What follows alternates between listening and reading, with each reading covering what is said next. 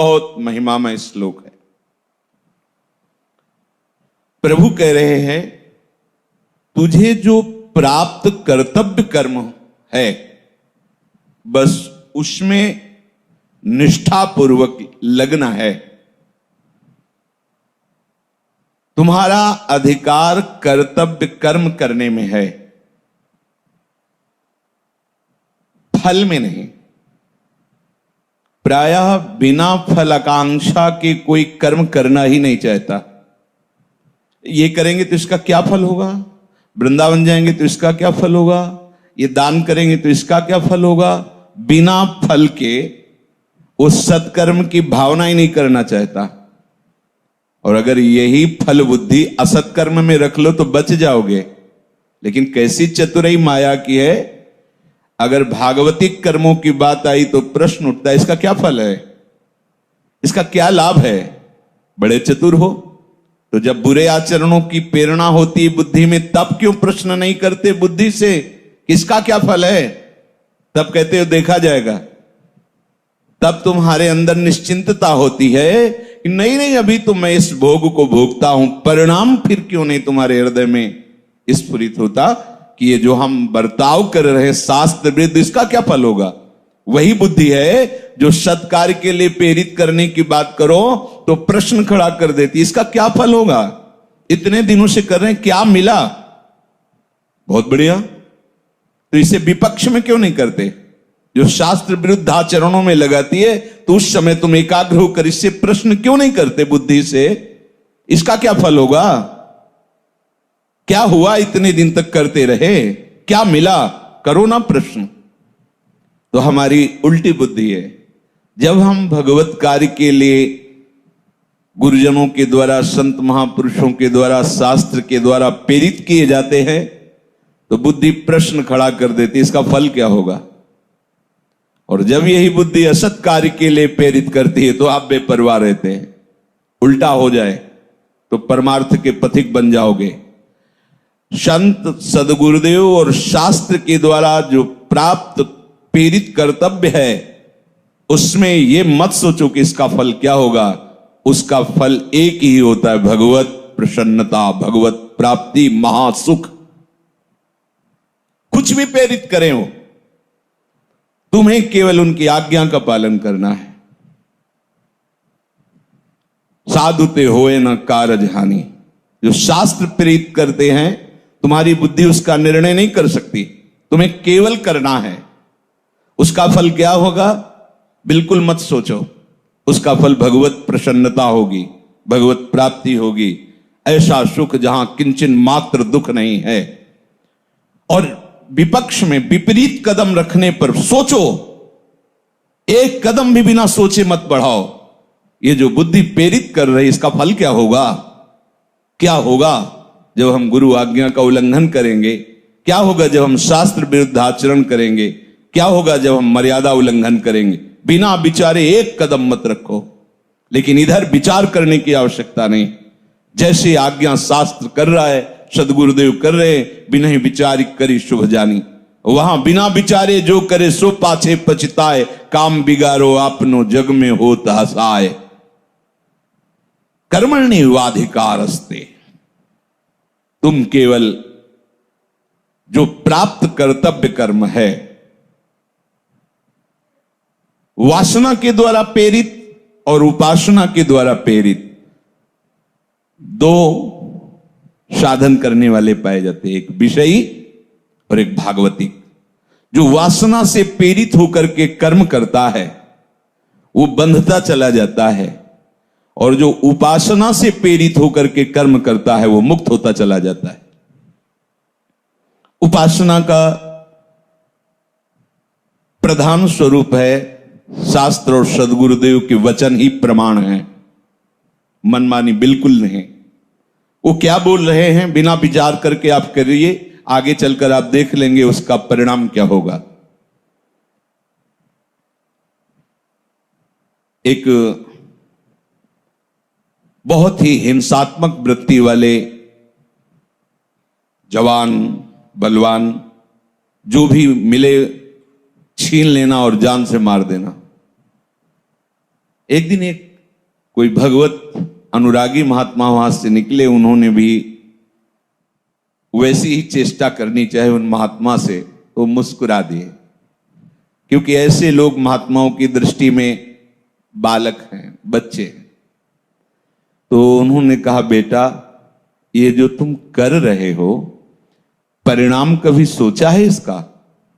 इतने अमृतमय वचन, इतना प्यार भरा वचन कि ऐसे हिंसक कठोर हृदय में उनका प्रहार हुआ।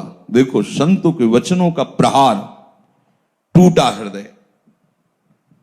लगा कि कैसी अमृतमयी मिठास इनके वचनों में है। जो हिंसात्मक वृत्ति थी वो द्रवण क्रिया में बदलने लगी। घुटने टेक कर बैठ गए और हाथ जोड़ा, बोले, भगवान आपके दर्शन से और आपके वचन से मेरे हृदय में कुछ परिवर्तन हो रहा है। ऐसा लग रहा है कि मैं बहुत नीच और गलत हूं। जैसे दर्पण के सामने जाओ ना तो असली रूप दिखाई देता है, ऐसे साधु समागम में अपना असली परिचय मिलता है। प्रकाश होता है ना वहां ज्ञान का, तब लगता है मैं कितना अधम हूं, मैं कितना गंदा हूं। जैसे संसारी पुरुषों के बीच में आपको अहम दर्शन कराएगा अपना, मैं इससे तो श्रेष्ठ ही हूं, लेकिन साधु सभा में आपका असली परिचय मिलेगा। जिस सभा में जाने पर अपने अवगुण चुभने लगे, अपने दुराचरण अपने को जलाने लगे, तो जान लेना साधु समागम में हमारा प्रवेश हो रहा है। वहां पहुंचते ही आपके हृदय में एक जलन पैदा हो जाए, मैं कितना नीच हूं, मैं कैसा अवगुणी हूं। ऐसा ही हुआ, क्योंकि संत दरस जिम पात कट रही, पाप अंधकार नष्ट हुआ। घुटने टेक दिए, कहा, भगवान मैं तो बहुत कठोर हृदय हिंसक हूं, क्या करूं? जब से शुद्ध संभाली तब से यही कर रहा हूं। उनका एकमात्र भगवान का आश्रय लेकर भजन करने से कोई भी हो सबका मंगल हो जाता है। भजन साधन तो हो, भजन न होई तामस देहा, हमारी तामसिक वृत्ति, तमोगुणी वृत्ति है, मारना, हिंसा, प्रमाद, ये सब हमारा स्वभाव है। भजन तो होने वाला नहीं। क्या मुझ जैसे राक्षसी वृत्ति वाले का भी कल्याण कोई उपाय है? हां, मैं तुम्हें दीक्षा दूंगा, महामहिम भगवान की शरणागति का उपदेश करूंगा, पर पहले तुम्हें तीर्थ यात्रा करनी होगी। जब तुम्हारा हृदय पवित्र हो जाएगा तब हम तुम्हें मंत्र उपदेश करेंगे। प्रायः पद्धति यही है। पूर्व के गुरुजन महापुरुषों को देखा कि शरणागत मंत्र की याचना, तो चलो वृंदावन की दंडवती परिक्रमा लगाओ, पूरी परिक्रमा दंडवती लगा के आओ, फिर बात करेंगे शरणागत मंत्र की। वो विरक्त भेष निज मचो, गिरिराज जी की पूरी दंडवती परिक्रमा लगाओ, पहले पवित्र हो तब हमारी बात समझोगे। तो उनका, भगवान मैं कैसे समझूंगा कि मेरी तीर्थ यात्रा सफल हुई, मेरा हृदय पवित्र हो गया और आपके शरणागति के लायक बन गए? उन्होंने एक लकड़ी दी और कहा, जिस समय तुम पवित्र हो जाओगे ये सूखी लकड़ी में हरे हरे किनगे आ जाएंगे।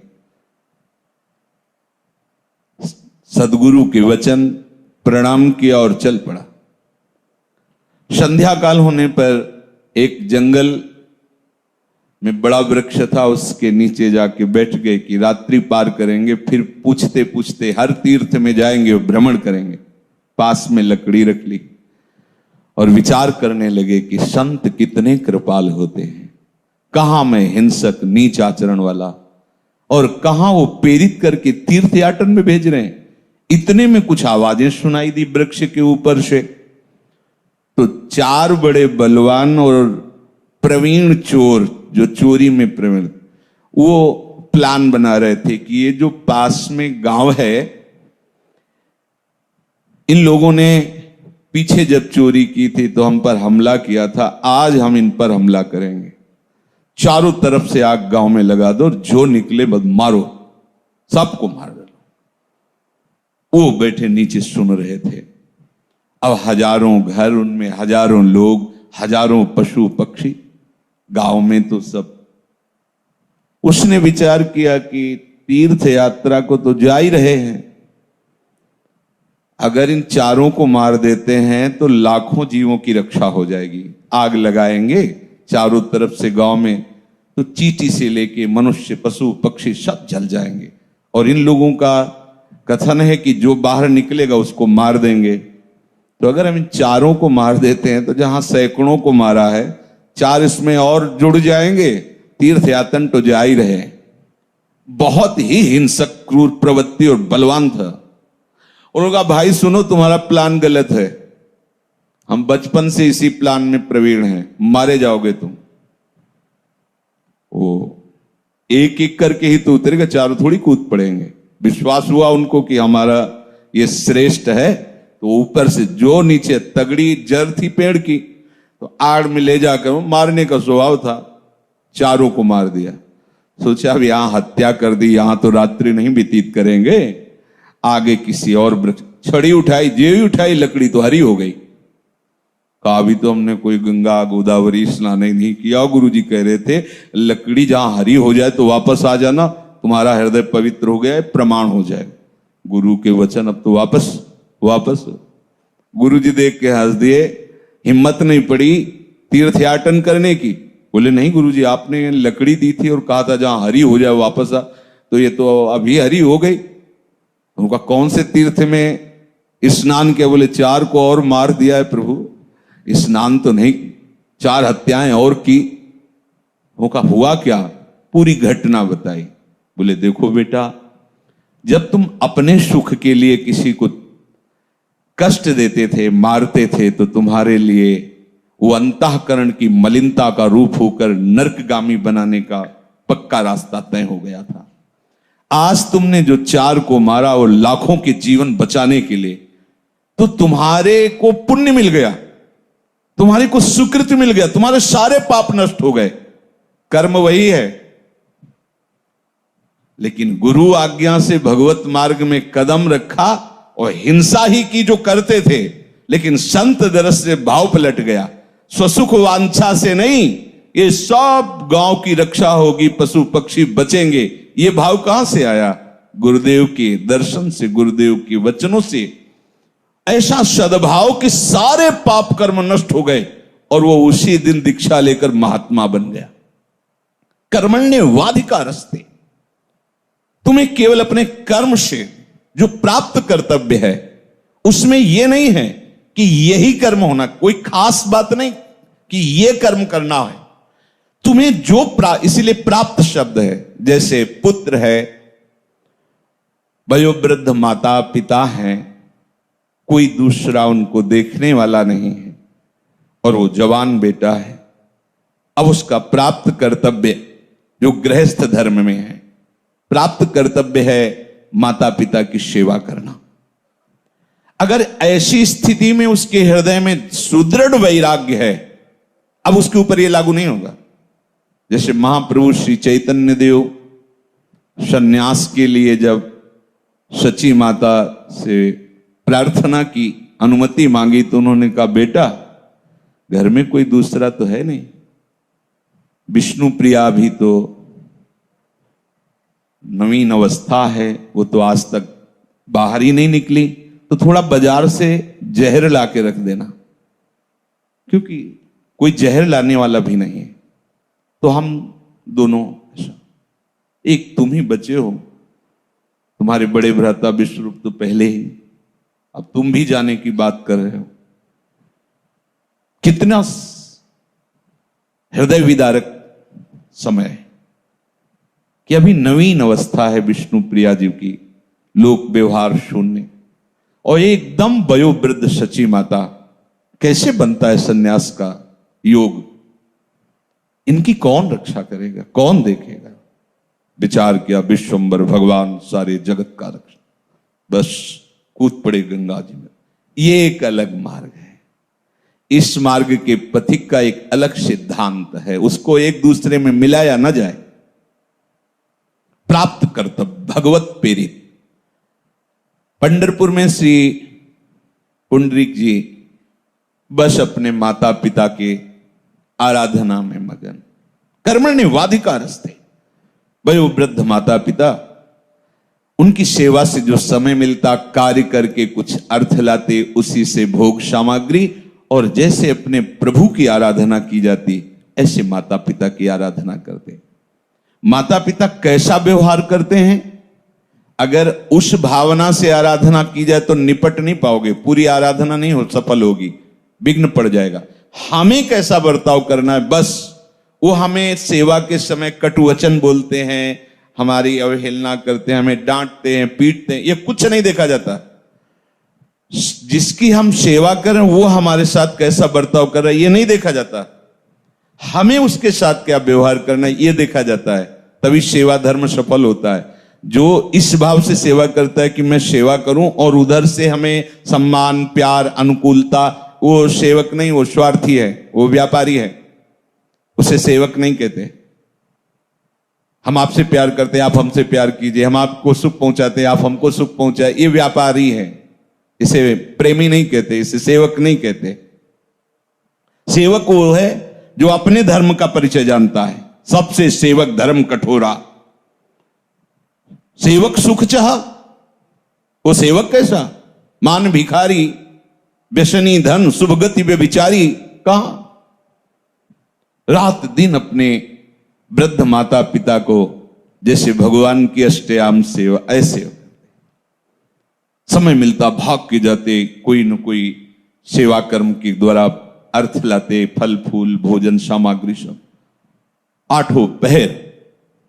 और भगवत भावना, ध्यान रखो, अच्युत भावना विहीन हर कर्म बांधने वाला होता है, और भगवत भावना युक्त हर कर्म आपको भगवत प्राप्ति करा देगा। जो शास्त्र विहित है, शास्त्र निषिद्ध तो होगा ही नहीं उससे, जो भगवत आराधना की भावना रखता है।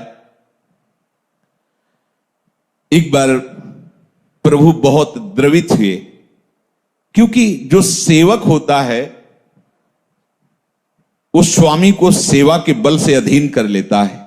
खास बात उसमें यह होती है कि उसको अपने सुख की परवाह नहीं होती, और जब स्वामी देखता है कि केवल मेरे सुख के लिए ही है तो उसका हृदय द्रवित हो जाता है और वो सेवक का सेवक बन जाता है।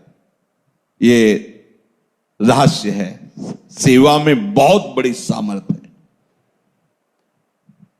प्रभु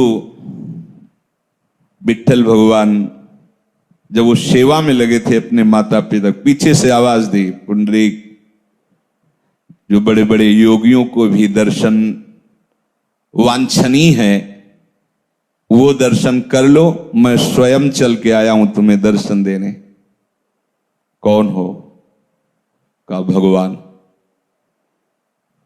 एक ईंट उठा के से, जब तक हम अपने भगवान की सेवा नहीं कर लेते तब तक हम आपको देखेंगे भी नहीं। ऐसे भगवान इंतजार करते हुए खड़े, आज भी वैसे ही खड़े विट्ठल भगवान। जब सेवा हो गई, माता पिता को प्रणाम किया और फिर प्रभु की तरफ देखे। प्रभु क्योंकि सबके हृदय विहारी है, निहाल कर दिया। अपने कर्तव्य कर्म में इसका क्या फल होगा, ये अगर फल की आकांक्षा की तो आप सेवा धर्म का निर्वाह नहीं कर पाएंगे, कि वर्तमान में ही प्रतिकूलता मिल रही, इतनी हम सेवा करते हैं, वो कभी हमें शाबाश नहीं बोलते, जब देखो डांटते रहते रात दिन। हम कुछ अपने सुख की बात सोचते फिर भी हम नहीं चाहते, लेकिन ठीक से बोलें तो नहीं बोलेंगे, क्योंकि तुम्हारी बहुत बड़ी साधना चल रही है और उस साधना की परिपक्वता के लिए प्रतिकूलता उधर से आएगी। जो सेव्य है तुम्हारा, अब तुम्हें उसमें खरे उतरना, खरे उतर गए तो एक ही फल है, भगवान की प्राप्ति। शब्द याद कर लो, ये बहुत बड़ी महामहिम बात है। कर्मण्येवाधिकारस्ते मा फलेषु कदाचन। एक बार हरिपाल जी बड़े सामर्थ्यशाली उसे ही कहते हैं जिसकी बुद्धि सतमार्ग में आरूढ़ हो और शरीर का बल दूसरों को सुख पहुंचाने में लगता हो, उसे सामर्थ्यशाली कहते हैं। जो कुमार्गगामी होता है उसे सामर्थ्यशाली नहीं कहते। जो दूसरों के स्वत्व का अपहरण करना चाहता है उसे बलवान नहीं कहते, उसे कायर कहते हैं। जो दूसरों के स्वत्व की रक्षा करता है, दूसरों को सुख पहुंचाता है और शास्त्र के अनुकूल चलता है, उसे कहते हैं सामर्थ्यशाली। शास्त्र के अनुकूल चलने में आपको विकारों को सहना होगा, प्रतिकूलता को जो सहन करता है वही सामर्थ्यशाली, उसी के आगे लगता है समर्थ। हरिपाल जी उत्तम कुल में प्रकट हुए थे। एक दिन पत्नी से विचार करके कहा कि जीवन कट तो रहा है पर नीरस सा है। ऐसा लगता है कि हमारे जीवन में एक अधूरापन है। क्या अधूरापन है समझ नहीं पा रहा, पर मेरा एक जीवन अधूरा सा, एक अशांति सी अंदर है। एक दिन एक बड़े तेजस्वी महात्मा उनके नगर से जा रहे थे। उन्होंने देखा, प्रणाम किया, भगवान घर पधारिए। संत बड़े कृपालु होते हैं। संतों को तो केवल भाव चाहिए। कोई ऐसा ना समझे कि संत तुम्हारी सेवा के भूखे हैं, रुपया पैसा भोजन के भूखे हैं, ऐसा नहीं। पर वो बहुत आदर से स्वीकार करते हैं। आप एक भी रोटी ऐसे तो आपको लगेगा भूखा है ना, इसलिए नहीं, तुम्हारे भाव को पुष्ट करने के लिए। अगर वो ऐसे ना करें तो सारे जगत का दाता आके उनको पवाएगा। वो भगवान के आश्रित जन हैं, शरीर प्राण मन बुद्धि सब प्रभु को समर्पित किए हुए हैं, पर वो ऐसे करुणा में होते हैं कि जरा सी भी बात के लिए वो रीझ जाते हैं। जरा सा कोई संत और देवताओं को सब संतों को तो इतना ही कर दे तो उनको लगता है इसको परम पद मिल जाए, इसका कल्याण हो जाए, ये भगवान का प्रेमी बन जाए, इसे कभी दुख ना मिले, ऐसी भावना। उनका भगवान घर पधारिए, घर आए, प्रणाम नमस्कार करके, जैसा प्रभु मेरे हृदय में एक अव्यक्त रूप की अशांति रहती है। मन को दिखाया कि क्या मिले तो तुझे शांति मिल जाएगी, पर जो जो चाहिए वो सब है। सुंदर पत्नी है, शरीर स्वस्थ है, खूब ऐश्वर्य है। तो उन्होंने कहा आपके ऊपर प्रभु की कृपा है, ये जो अतृप्ति है इसकी पूर्ति होगी भगवत प्राप्ति से। जब तक भगवान का साक्षात्कार नहीं होता तब तक जी की जरनी न जाए, बिनु देखे रघुनाथ पद जी की जरनी न जाए। ये हृदय जलता रहता है, पर उसको दिशा सही न मिलने के कारण वो भोगों में अपनी जलन शांत करने का उपाय करता रहता है। तब लग कुशल न जीव कहूं, सपने हूं मन विश्राम, जब लग भजत न राम को शोक धाम तज काम।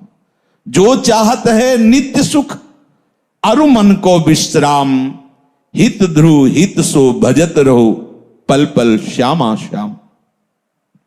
हरिपाल जी ने कहा भगवान अभी पूर्व में कभी भजन का अभ्यास तो किया नहीं, भगवत प्राप्ति सहज में हो जाए ऐसा आप उपाय बताओ, क्योंकि हम गृहस्थ धर्म से युक्त हैं।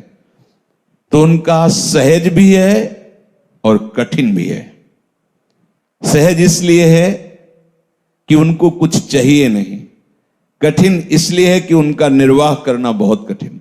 महत्संगस्त दुर्लभ हो, अगम्यो और अमोघस्य निश्चित भगवत प्राप्ति। संत सेवा करो, निश्चित भगवत प्राप्ति हो जाएगी। बस हृदय में दृढ़ता पूर्वक स्वीकार किया। पहले ही चर्चा में बताया है कि यदि शास्त्र संत और सदगुरुदेव की आज्ञा के अनुसार प्राप्त कर्तव्य का फल की इच्छा का त्याग करके पालन किया जाए, कर्तव्य कर्म किया जाए, तो उसका एक ही फल होता है, भगवत प्राप्ति। और कर्मों के तो अलग अलग अलग, लेकिन इसका एक ही फल होता है कहीं से भी। जैसे उस चोर की बात बताई, पुंडरीक जी की बात बताई, अब हरिपाल जी उनके गुरुदेव ने कहा जहां ये जेवें, हरि कहते हैं कि जहां मेरे भक्तों को आदर दिया जाता है और उनको भोग प्रसाद पवाया जाता है, तो जहां ये जेवे तहां मैं जेऊं, जहां सोवे तहां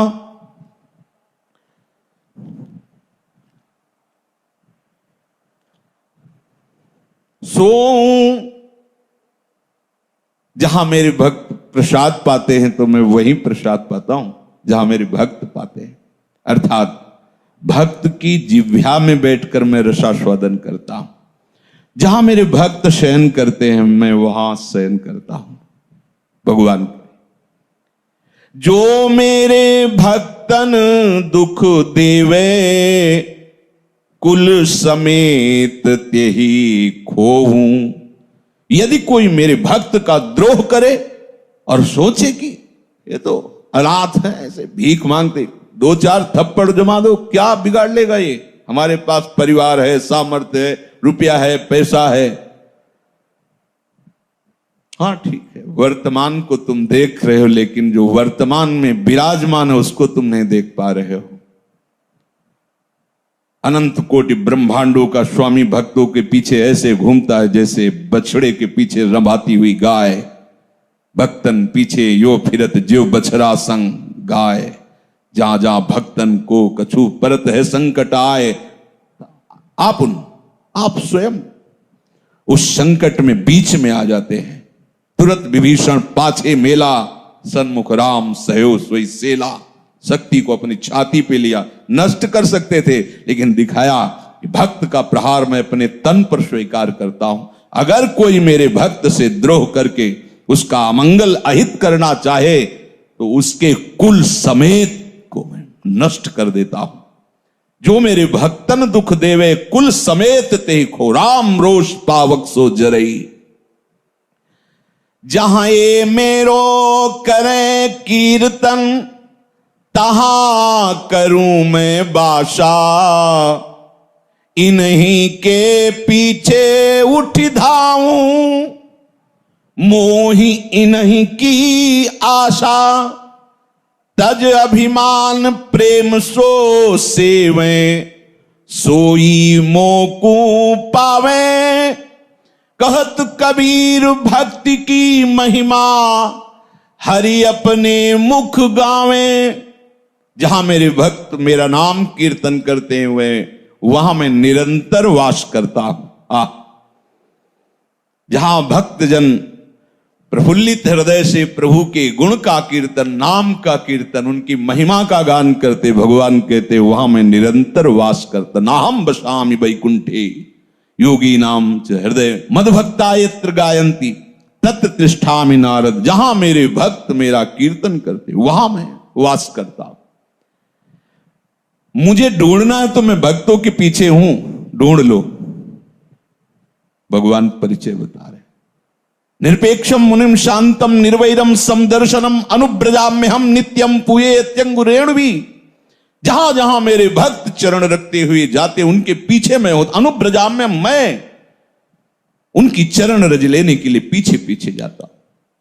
इन्हीं के पीछे उठ धाऊं, मोहि इन्हीं की आशा। एक ही मेरे अंदर आशा रहती है, मेरा भक्त। जैसे मां को एक ही आशा रहती है कि मेरा बच्चा सुखी रहे, स्वस्थ रहे, आनंदित रहे। तज अभिमान प्रेम सो सेवे। जो अभिमान का त्याग करके ऐसे मेरे भक्तों की सेवा करते हैं, सोई मोकू पावे, वही मुझको पाते हैं। भक्तों की महिमा स्वयं हरि अपने श्रीमुख से गान करते हैं। सब बड़े बड़े महापुरुषों के चरित्रों में देखा गया। तो गुरुदेव ने हरिपाल जी को प्रेरित किया कि यदि आपके अंदर ऐसी बात है और आप भगवत प्राप्ति करना चाहते तो एक उपाय है, संत सेवा कीजिए। भक्तनी के संग भगवान ऐसे फिरो करें, जैसे बच्च संग फिरे नेहवती गाई है।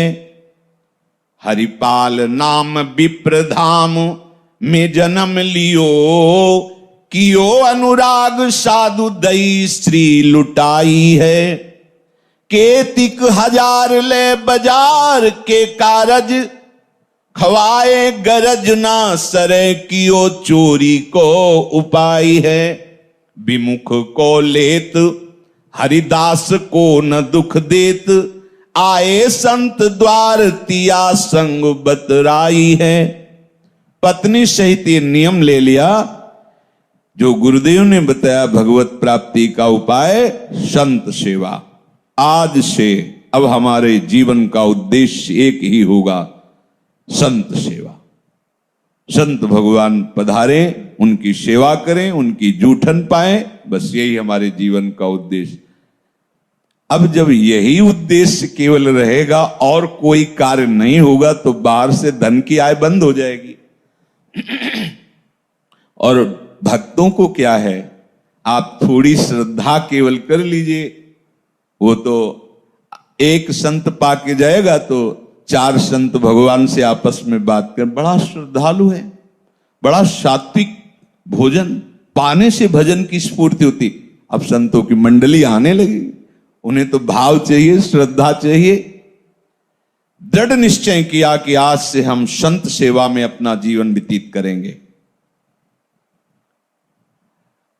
अब संतों की मंडली आ रही, कढ़ाई चढ़ी हुई है, खूब सुंदर सुंदर भोग पकवान बनते, ठाकुर जी का भोग लगता है। संत मंडली नाम कीर्तन गुण कीर्तन करते हुए वहां वास करती, कई कई दिन मंडलियां वास करती। अब तो कुछ समय में ऐसा प्रचार प्रसार हुआ कि भारत के तीर्थों में एक दूसरे से चर्चा करते तो जैसे तीर्थों को लोग जाते ऐसे हरिपाल जी के घर आने लगे संत भगवान के प्रेमी भक्त जन, वैष्णव जन। जैसे जैसे सेवा होती वैसे वैसे इनके यश का विस्तार होता। बिस्तरे सब जग विमल कीरति साधु संगति ना टरे। अब आए तो थी नहीं, क्योंकि एक ही उद्देश्य हो गया संत सेवा, तो जितना था वो लगना प्रारंभ हुआ। संत सेवा बढ़ती गई, धीरे धीरे धीरे धीरे जो जमा हुआ धन था वो धीरे धीरे प्रभु के भक्तों की सेवा में सब खर्चा हो गया। अब संतों का तो आना बंद नहीं हुआ, तो कर्जा लेने लगे। सब खत्म का मतलब जमीन बेच दी, जो कीमती जेवरात तो सब बेच दिए, अन्न धन सब, राधे राधे संत सेवा में। जब कुछ नहीं तो कर्जा लेने लगे। कर्जा भी तो तभी पटाया जा सकता है जब कुछ व्यापारी, अब कुछ रह नहीं गया तो कर्जा देने वाले कुछ कुछ दे के कर्जा कि भाई सम्माननीय व्यक्ति है, भगवान के भक्त हैं, पर कभी ये 5 रुपए वापस नहीं करेंगे, पता है, क्योंकि सब। अब अगली बार जब मांगने गए तो हाथ जोड़ दिया कि हमारे भी परिवार है, क्योंकि सब उन पर श्रद्धा करते थे। संत सेवा शब्द देखते पर एक दिन संत मंडली आई। हरिपाल जी अपनी पत्नी के समीप जाके कहा कि हमें ऐसा लगता है कि आज जो है हमारी जो नियमावली है संत आराधना आज टूट जाएगी, कुछ है नहीं, क्या करूं? आप ऐसा करो, किसी पड़ोसी से कुछ भी मांग लो, विमुख न जाए। जो भगवत प्रेमी महात्मा जन आए, उनका कई बार जा चुकी हूं, वापस कर देते हैं, दरवाजा ही बंद कर लेते हैं, कोई कुछ देता ही नहीं। विचार किया कि क्या करना चाहिए। कोई कर्ज नहीं देता, कोई व्यवहार में भी नहीं देता, और घर में कुछ है नहीं, संतों का कैसे सेवन करें? मन में विचार किया कि बल तो है ना, बहुत बड़ा जंगल पड़ता था गांव के, होते हैं 10-10 किलोमीटर में दूर दूर गांव, इस गांव से उस गांव में जाने के लिए जंगल पार करना। बलवान थे, भाला हाथ में लिया और निश्चय किया कि उनका भी मंगल होगा जो भगवान नाम जप नहीं करते और भक्त नहीं है, और कुछ भी हो छीन करके हम साधु सेवा करेंगे। अब देखो, कर्म तो निकृष्ट हुआ ना, लेकिन गुरु आज्ञा संत सेवा, जीवन का लक्ष्य संत सेवा। कोई कोई उदाहरण देने लगते हैं हरिपाल जी का, तो पहले अपना सब संत सेवा में लगाओ।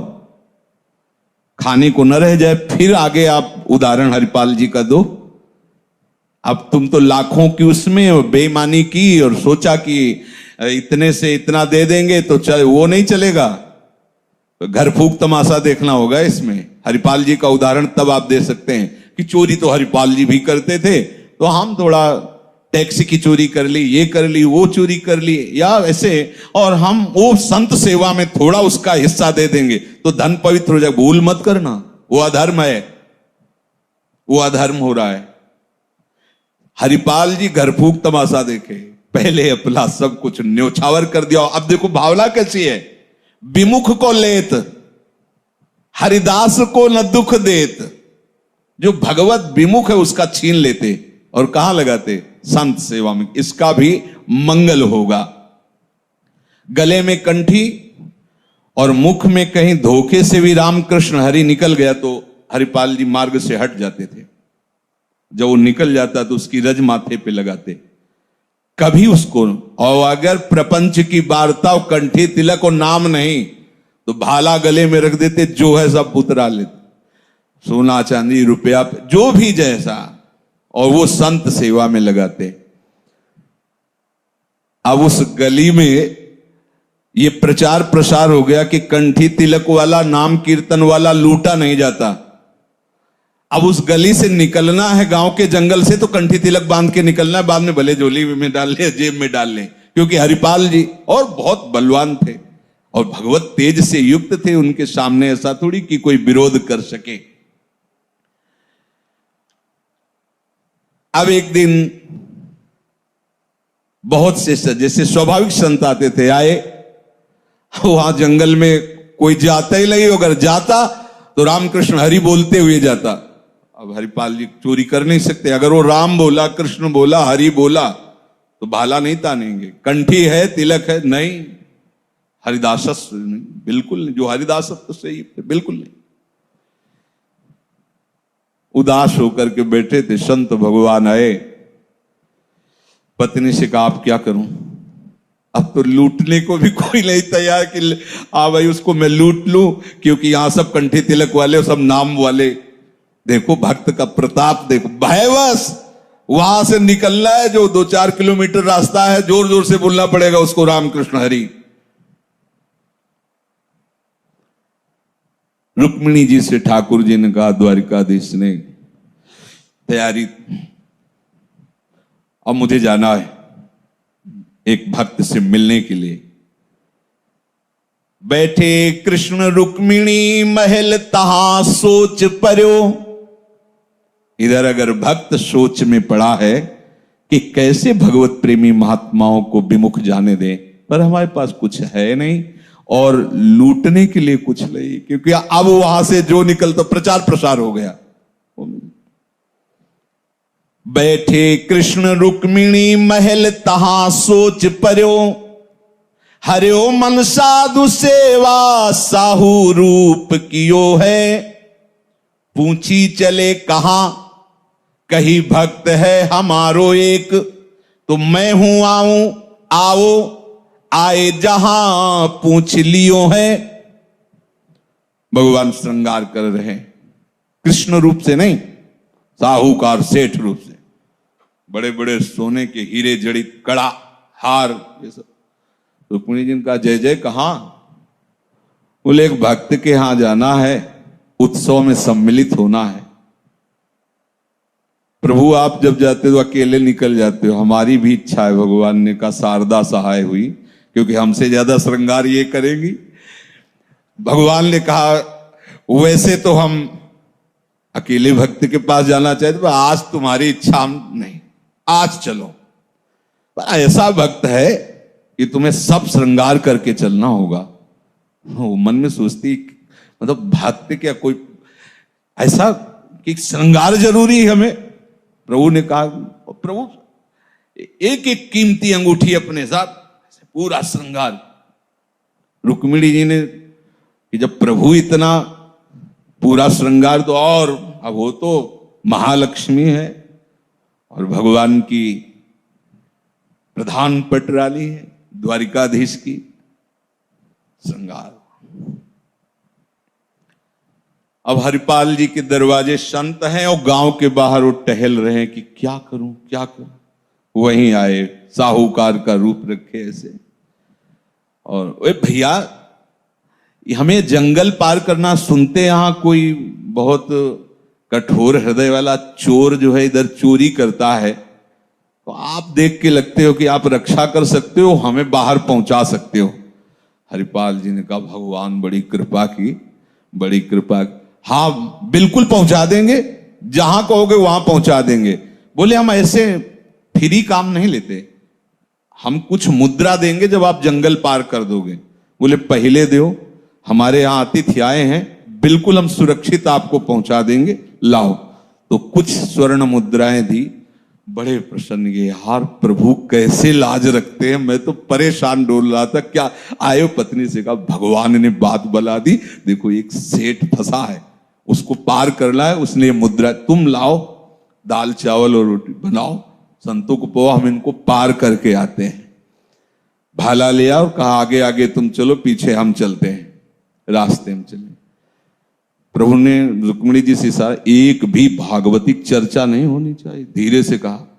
बोले प्रभु ऐसा, ना भक्त की ना भगवान की कोई चर्चा नहीं, बस वही जैसे एक सेठ साहूकार चर्चा करते हैं, उस खाते बही खाते में इतने करोड़, उसमें वो होता है ऐसा, वो ऐसा। हरिपाल जी का बात बन गई है, इतनी सोना चांदी और सब हीरा जवाहरात पे एक बार भी रामकृष्ण हरि नहीं बोल रहे। और गौर से देखा तो हार गले में थे, तुलसी की माला नहीं थी, कहीं कोई तिलक नहीं। वो भगवान आज तो माला माल कर दिए। बीच जंगल में पहुंचे, भाला निकाला, रुक्मिणी जी के होश उड़ गए कि प्रभु के सामने कोई भाला तान के खड़ा हो। उतार सब। प्रभु तो मतलब उनको कहना था, प्रभु हरिपाल जी ने अपना ऊपर का वस्त्र ऐसे डाल सब। भगवान रुक्मिणी जी भगवान की तरफ, उतार दो, इसी में भलाई है, उतार दो, उतार सब रखो इसमें। रुक्मिणी जी की जो एक अंगूठी थी वो प्रभु ने उनको पहनाई थी, वो बहुत प्राण प्यारी थी। हरिपाल जी ने भाला रखा रुक्मिणी जी गले, उतार इसको, 5 7 10 संत इसमें पाएंगे ऐसा। रुक्मिणी जी भगवान की तरफ भेजती, सुदर्शन चक्र को बुलाओ।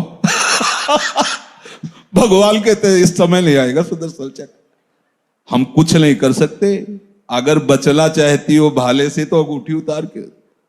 और रुक्मिणी जी को मतलब आज हो क्या गया प्रभु को, अनंत शक्तियों के स्वामी और एक साधारण मनुष्य भाला गले में था, कुछ नहीं कर रहे।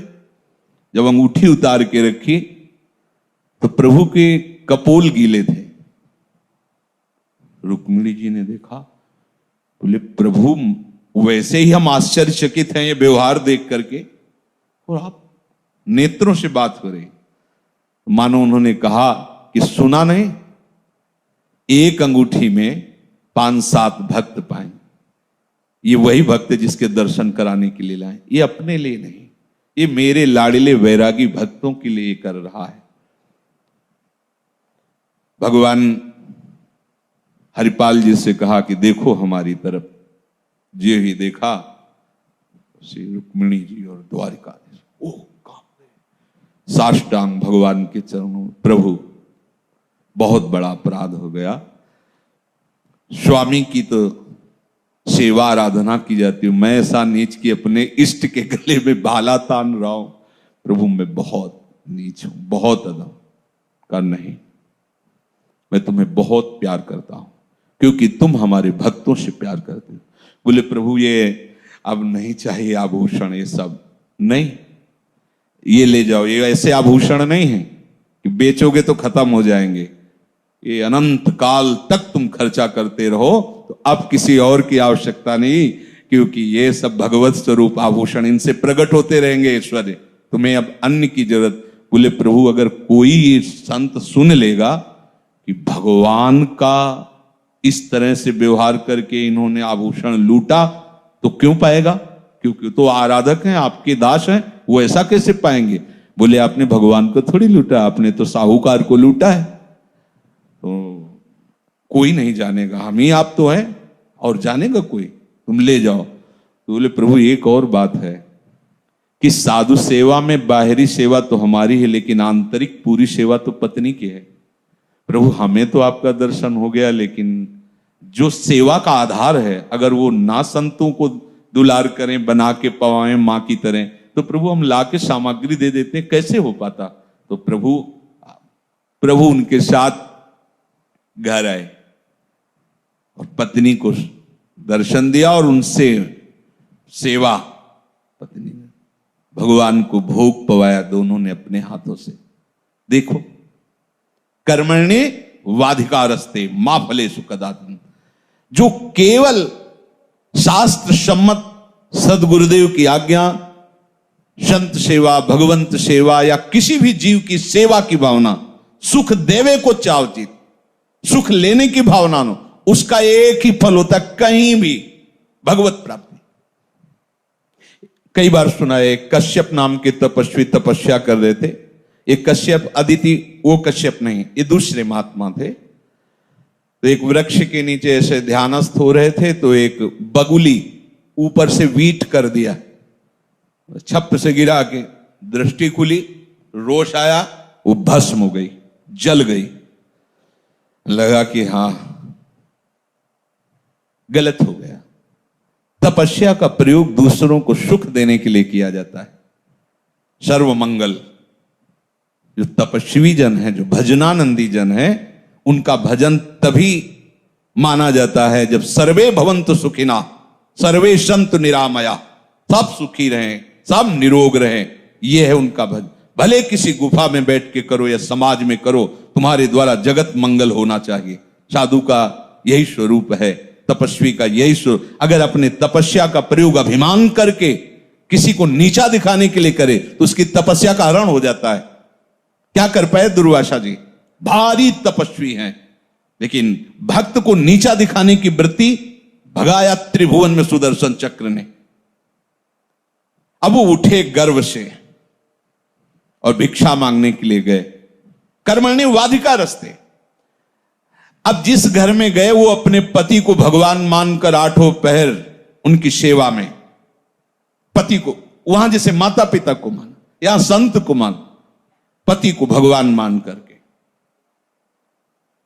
आवाज लगाई, भिक्षाम दे। तुरंत बाहर आई, अच्छा भगवान, कुछ क्षण द्वार पर रुकी, अभी मैं भिक्षा लाई। वो जेव ही अंदर गई तो दूसरे दरवाजे से पति, जेव ही पति आए, हाथ जोड़ करके नमस्कार करना, आसन पे बैठाना, उनको जल पिलाना। ऐसा जो विश्राम मुद्रा में, तब कहा आपके गृह के दरवाजे पर कोई भिक्षुक आए थे, उनको भिक्षा दे आए। बोले अवश्य अवश्य अवश्य दे आई।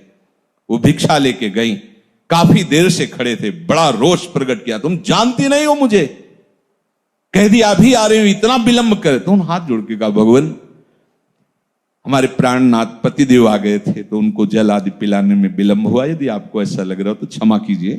क्षमा नहीं, तुम मुझे बोले जानते हैं, हम अपने पति सेवा के बल से जानती हैं, तुम ये समझ लो मैं पेड़ की बगुली नहीं हूं कि तुम देखोगे वो भस्म हो जाएंगे, अभी कच्चे हो तुम। होश उड़ गए, क्योंकि बगुली वाली बात तो केवल वही जानते थे, दूसरा तो जानता नहीं था। एकदम कांप पड़े। उनका देवी तुम्हें कैसे पता चला ऐसा?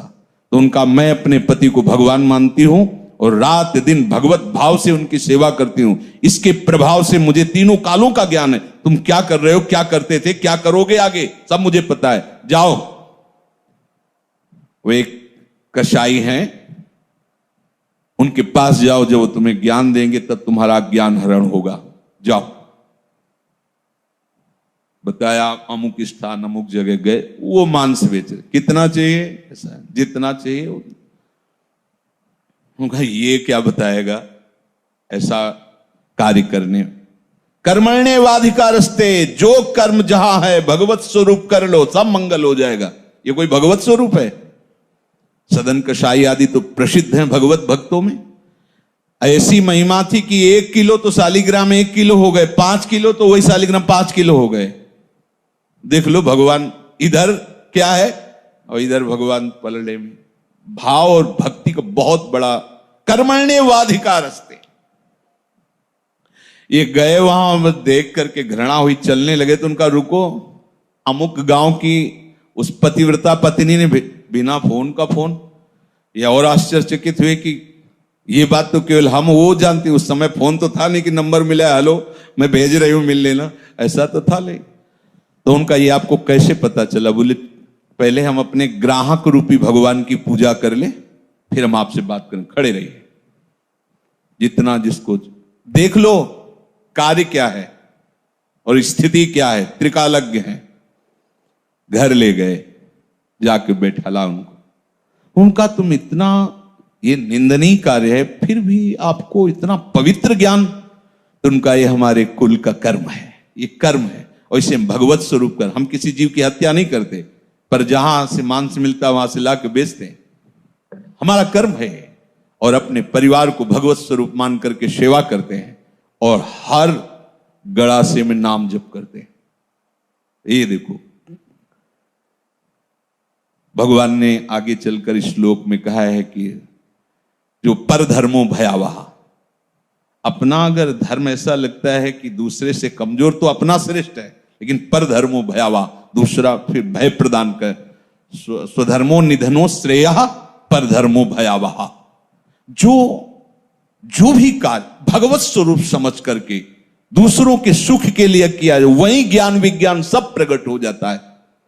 अपने पति की सेवा करने के कारण उसको भगवत भाव होने, त्रिकालज्ञ है, ये अपने कुल का कर्तव्य करते हुए हर उसमें नाम जप कर रहा है और सब में प्रभु की भावना कर रहा है, ये महात्मा है। उस संत सेवा के निमित्त ऐसा जो शास्त्र सम्मत संत सदगुरुदेव उपदिष्ट प्राप्त कर्तव्य कर्म को करता है, उसका एक ही फल होता है, भगवत प्राप्ति, सदानंद, ज्ञान विज्ञान वैराग्य से संपन्न।